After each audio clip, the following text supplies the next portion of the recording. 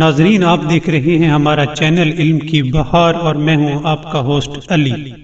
ناظرین، ایک دفعہ کا ذکر ہے کہ ایک شخص امام علی علیہ السلام کی خدمت میں حاضر ہوا اور کہنے لگا، فرزند رسول، مجھے بتائیں کہ کیا کبوتر کھانے چاہیے یا نہیں، آپ اس بارے میں میری رہنمائی فرمائیں۔ ناظرین، تب امام علی علیہ السلام اس شخص سے مخاطب ہوئے اور فرمایا، اے بندہ خدا، میری بات غور سے سنو، تم کبوتر کے بچے کھایا کرو جس وقت ان کے نئے نئے بالوں پر نکل رہے ہوتے ہیں، کیونکہ کبوتر کے ان بچوں کو کھانے سے انسان کی جسم میں قوت کی کمی دور ہو جاتی ہے۔ کبوتر کے بچے اپنی پاکیزہ قوت سے انسان کی کمی قوت کو پورا کر دیتے ہیں، اس لیے تمہیں چاہیے کہ جب کبوتر کے بچوں کے نئے نئے بالوں پر نکلیں تو ایسے بچوں کو کھانے کا اہتمام کیا کرو۔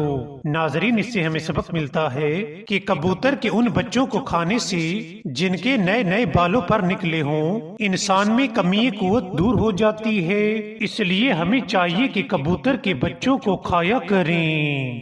اس لیے ہمیں چاہیے کہ کبوتر کے بچوں کو کھایا کریں۔ اس لیے ہمیں چاہیے کہ کبوتر کے بچوں کو کھایا کریں۔